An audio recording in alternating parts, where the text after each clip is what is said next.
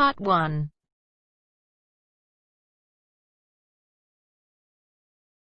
You will hear a telephone conversation between a woman and a man who works for a holiday company about a holiday she would like to go on.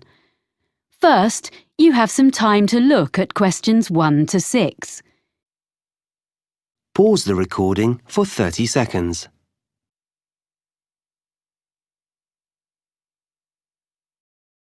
Now we shall begin. You should answer the questions as you listen because you will not hear the recording a second time. Listen carefully and answer questions 1 to 6. Holidays for you. Sean speaking. Can I help you? Oh, hi. I've been looking at your website. I'm interested in a cycling holiday in Austria in April. We have 2 trips in April. One lasts 14 days and the other 10 days. I think the 10-day trip is better. So let's see. I've got a calendar here. What are the dates? Well, that trip is in the middle of the month. It starts on the 17th of April and it finishes on the 27th. That suits me. I can't leave work before the 10th of April. Let me see if there are any spaces. Is it just for yourself? Myself and my sister, so 2 of us. Yes, we have spaces. Is it a big group? At the moment, there are 12 people booked on this trip, and with you 2, that will be 14. The maximum number is 16, so it's almost fully booked. We can't go over that because it's hard to keep a larger group together. I need to check that I'm fit enough for this, but the distances look okay. The website says we'll ride approximately 45 kilometres a day. Is that right? That's correct, and I've got the exact distances here. It really depends on which part of the trip. Some days are only 35 kilometres, and some are more, but you'll never have to cycle more than 50 kilometres in one day. Oh, okay. I can manage that. And we stay in hotels? Yes, they all have restaurants, and the rooms have ensuite facilities. And do they have pools? It's how I relax after a long day. There is a swimming pool in a few of the hotels, but none of them has a gym. I don't think we'll need a gym after all that cycling. I'd better find out how much the holiday costs before I get too excited.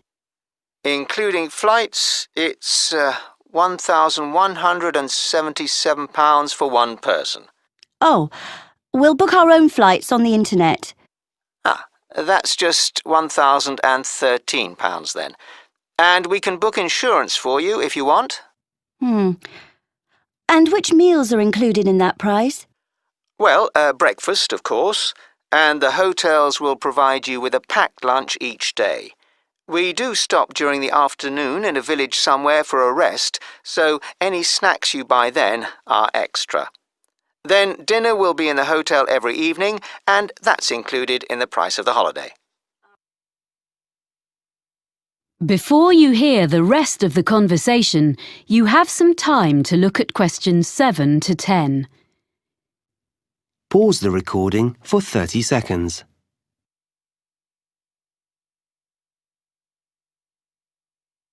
Now listen and answer questions 7 to 10. And you provide the bicycles, of course. What else?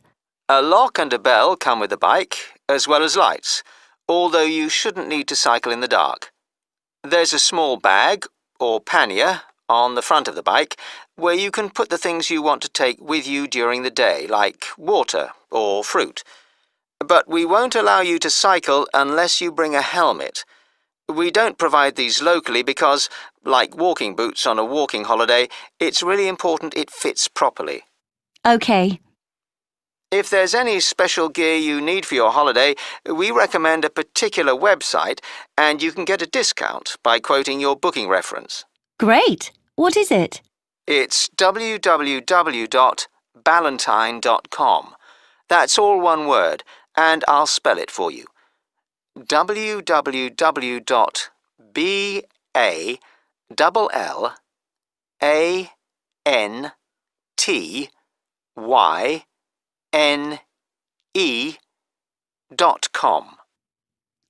Good.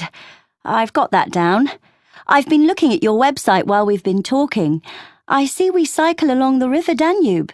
Yes, it's one of Europe's most well-known areas for cycling. It looks fascinating.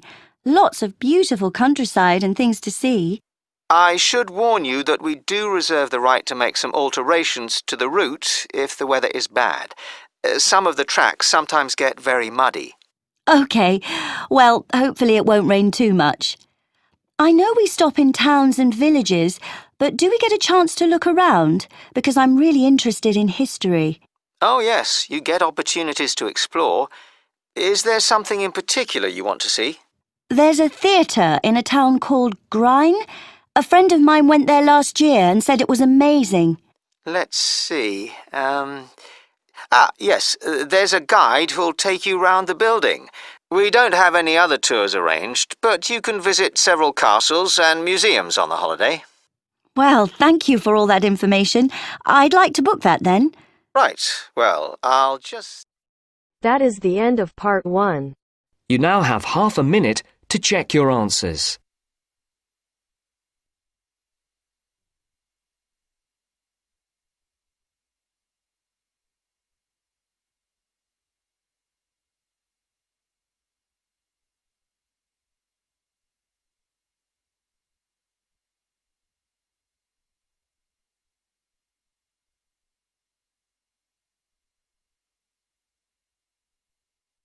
Now turns to part 2. Part 2. Section 2. You will hear someone talking on the radio about food and restaurants in the local area. First, you have some time to look at questions 11 to 14. Pause the recording for 30 seconds.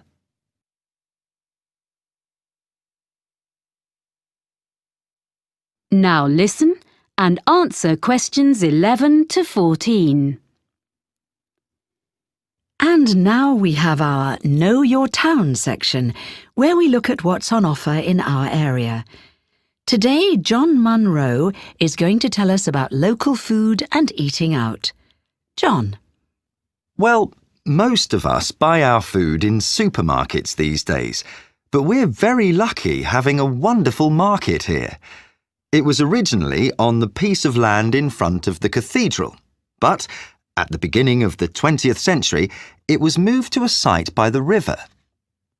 When the new shopping centre was built in the 1960s, it found a home beneath the multi-storey car park, where it still is, but there are plans to move it back to its previous home by the river. The market is now open 6 days a week. On Tuesday to Saturday, you can buy fresh fruit and vegetables, meat and cheese from the area, as well as a whole range of imported produce. But if you come on a Sunday, you'll find a different market, where craftspeople sell what they have made, things like bags, cards, clothes. During the week, there are a few stalls selling more everyday utensils like saucepans and cleaning products alongside the fruit and vegetables, as well as one new stall selling antique furniture, which is proving to be very popular. People often ask what our local dish is. As we're by the sea, they expect it to be some kind of fish recipe. Our fish is good, of course, but there isn't one particular dish that stands out. What we do have is an apple cake that isn't really made anywhere else. There's a new cafe in the high street, Barton's, which bakes them fresh every morning and serves them with delicious homemade ice cream in a choice of flavours. Now, the harbour is obviously the place to buy fresh fish. Every morning there's a stall where local fishermen sell a selection of the day's catch before the rest goes to London or abroad. They've been doing that for as long as anyone can remember, of course, but the harbour itself looks very different from a few years ago. Most of the restaurants used to be at the far end, but that part was redeveloped and the restaurants had to relocate to the other end. Many of them are simply the old ones in new premises, but a couple of new ones have opened recently, so there's a good range now, both in the harbour and the town itself. I'm now going to give you my top 6 places to eat in different parts of the town. Before you hear the rest of the talk, you have some time to look at questions 15 to 20. Pause the recording for 30 seconds.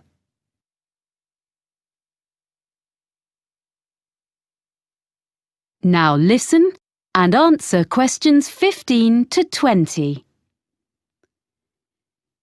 So, number 1 for me is Merivale's, which is in one of the busiest parts of the town leading down to the harbour.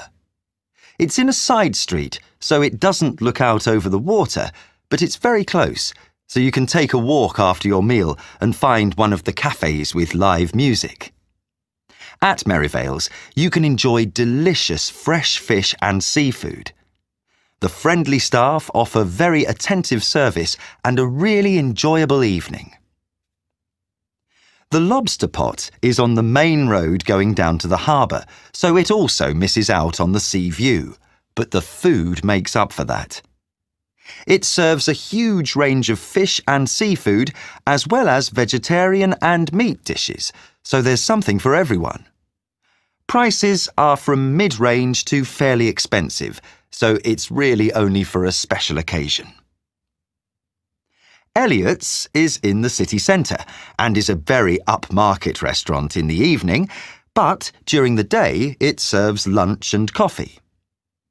It's on the 20th floor above some offices, and it's a great place to sit for a while, as you can see most of the city spread out from there. It does get very busy though, and you may have to wait to be served. Not far from the city centre is the Cabin, which is on the canal bank. You can't park your car there. It's a 15-minute walk from the nearest car park, but it's very peaceful. A good place to relax away from the traffic. It's not cheap, but it's an ideal place for a long lunch. The Olive Tree is a family-run restaurant in the city centre offering beautifully prepared Greek dishes. It's well known locally and very popular. Service can be slow when it's busy, as all the food is freshly made. There's plenty of room, and on Friday and Saturday nights, the wooden floors resound with live music and dancing, which is certainly worth going for. The last place I want to recommend has only just opened in a converted school building. The old school restaurant has been very cleverly renovated. The use of mirrors, plants and the colours on the walls makes you feel as though you're in a large garden instead of the city centre. There are only a few dishes on the menu, but they change every day. So, Tanya, That is the end of part 2. You now have half a minute to check your answers.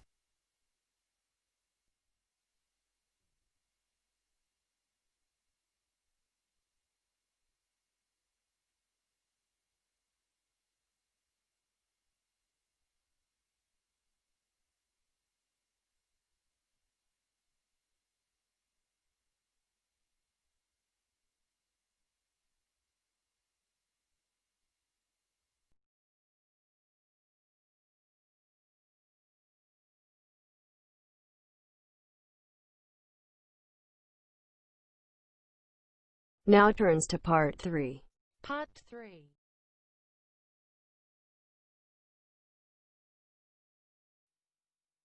You will hear 3 students on a media studies course talking about a film they are planning to make. First, you have some time to look at questions 21 to 26. Pause the recording for 30 seconds.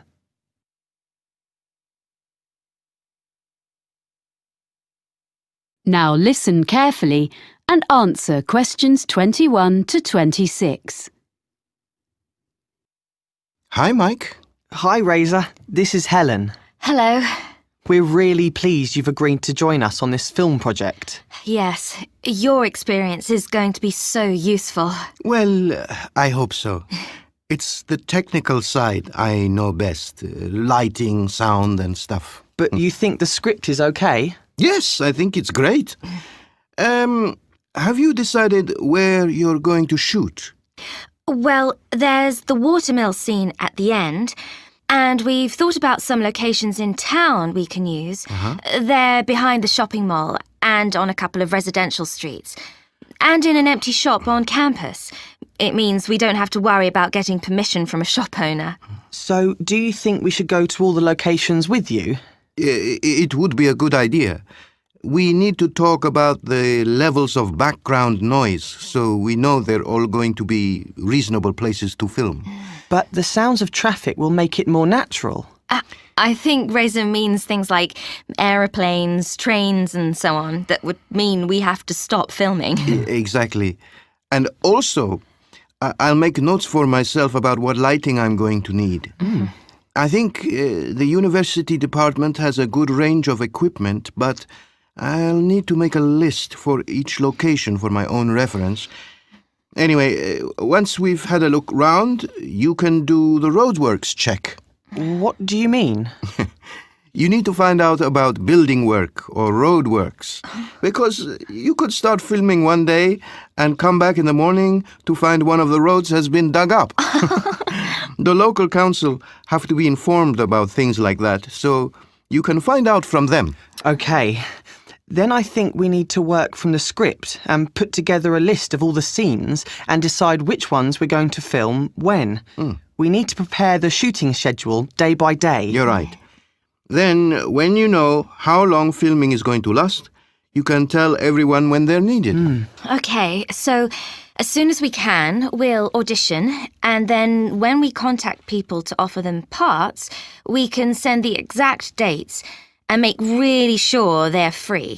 Because often the actors are all enthusiastic, but then when you try to pin them down about whether they're really free at that time, you find they've got exams or something, or they're off to a festival just before, and you have to rush about looking for replacements. Then we need people who can take over the main parts if one of our stars falls ill or something. Yes, I agree. So offer the main parts to the people we really want, and then look at other volunteers who were okay. Yes. We can select the understudies once the main roles have been confirmed. So, once we've got that sorted, and we've held all the rehearsals of the main scenes, we'll be ready to start filming. Yes, that sounds good. Anything else? Well, just housekeeping, really. We don't actually need costumes because actors will wear their own clothes. My family has agreed to lend us some pieces of furniture which we need, so we'll go and fetch those the weekend before we start. We'll provide food and drink during shooting, so I'm going to borrow some cool boxes. And I've got a little van. Most of the locations are within walking distance of the halls of residence anyway. The only one further away is the watermill. Yes. Can you tell me about that? OK. Hang on a minute. I'll get my notes. There's a plan in them. Before you hear the rest of the conversation, you have some time to look at questions 27 to 30. Pause the recording for 30 seconds.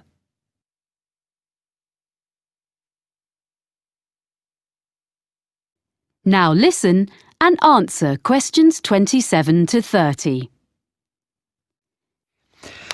Here's the mill. You see, basically you have a vertical water wheel which was used to power the grinding stones. It sounds really interesting. Will we film inside? Yes, that's where the final scene between the girl and the man takes place.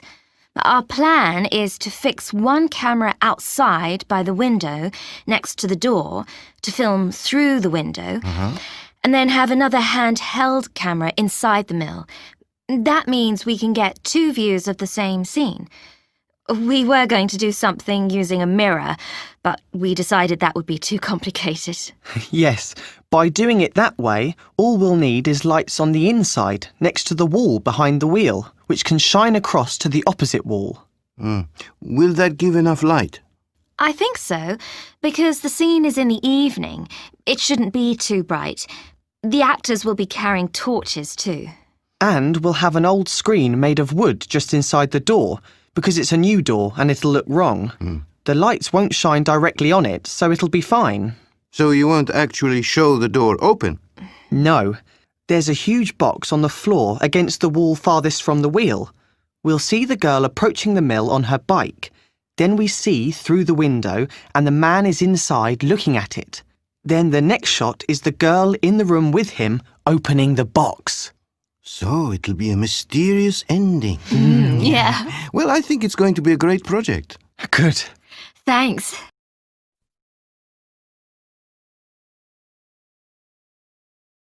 That is the end of part 3. You now have half a minute to check your answers.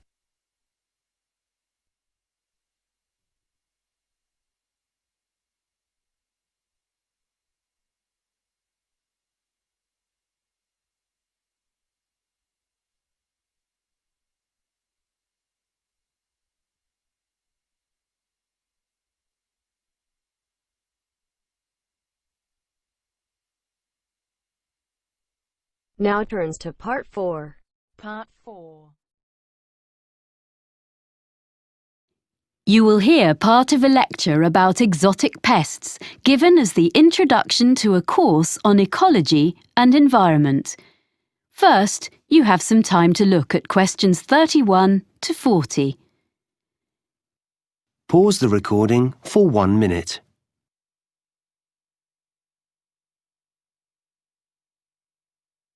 Now listen carefully and answer questions 31 to 40. Good afternoon. I want this afternoon, as an introduction to our ecology module, to offer examples of exotic pests, non-native animals or plants which are, or may be, causing problems, which might prove a fruitful topic for seminar papers later in the term. People and products are crisscrossing the world as never before. And on these new global highways, plants and animals are travelling too. Exotic plants and animals are turning up in Antarctica and on the most remote islands on Earth. For example, the Australian red-backed spider. It's made its way to countries fairly near home, such as New Zealand and Japan, as some of you may know. Well, it's also been found on Tristan da Cunha, which is a remote island thousands of miles from anywhere, way out in the middle of the Atlantic. Now, another famous animal invader in the other direction, so to speak, from England to Australia in the southern hemisphere, is the rabbit. This was in 1830, and it might seem less of a threat, but it became an extraordinarily destructive pest. The fact that rabbits increased so rapidly is perhaps more understandable when we remind ourselves that they had originally been introduced to England from continental Europe 8 centuries earlier. This was because they were regarded as a luxury food source, and in spite of having warm fur, they probably originated on the hot, dry plains of Spain, which of course explains why they thrive in the climate of Australia. A much less cuddly example of a pest introduced to Australia, this time from America, is fire ants. These are increasing and spreading very fast.